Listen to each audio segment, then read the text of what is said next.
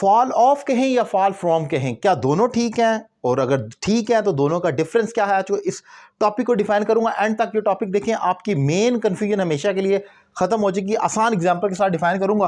Fall of सबसे important logical है, formal है और ग्रामेटिकली करेक्ट है। सबसे इंपॉर्टेंट हमेशा फॉल ऑफ कहा जाता है, बाज़ जगह पर चंद एक मकामात पर फॉल फ्रॉम भी कहा जाता है। उसका डिफरेंस डिफाइन करूंगा।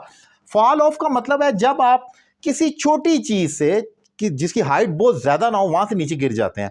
फॉर एग्जाम्पल फॉल की second third form fall fail fallen होती है, तो so she fell off the bed, वो बेड से नीचे गिर गई। फॉल की सेकंड फॉर्म गिर गई पास्ट इंडेफिनिट में, तो वो बेड से नीचे गिर गई, चेयर से नीचे गिर गई या टेबल से नीचे गिर गई, या कोई और चीज़ ऐसी आपको नज़र आती है इर्द गिर्द जो जिसकी हाइट बहुत ज़्यादा नहीं है, जानलेवा किस्म की हाइट नहीं है, और आप वहाँ से एकदम से नीचे गिर, वो कुर्सी से नीचे गिर गई, टेबल से नीचे गिर गई, या कोई इवन बेजान चीज़ है उसका बैग चेयर से नीचे गिर गया, तो वो फॉल ऑफ कहा जाएगा जो छोटी हाइट से नीचे गिरता है।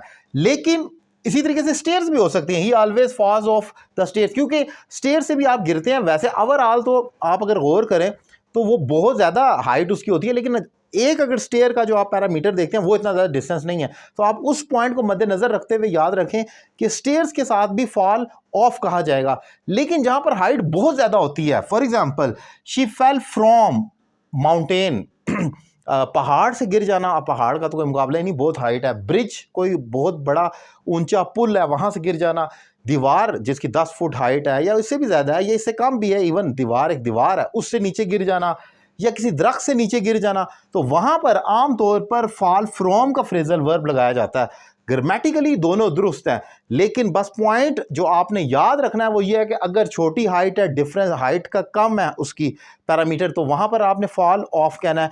लेकिन अगर हाइट बहुत ज़्यादा है, इवन जानलेवा किस्म की हाइट है, तो वहां पर फॉल फ्रॉम कहेंगे। ग्रामेटिकली दोनों दुरुस्त है।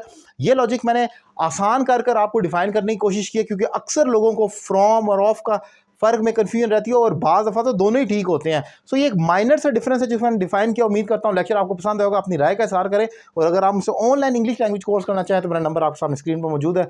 एक रीजनेबल फी पे करके मुझे ज्वाइन करें और घर बैठे अपनी इंग्लिश में एक बड़ी इंप्रूवमेंट लेकर आएँ। Thank you very much.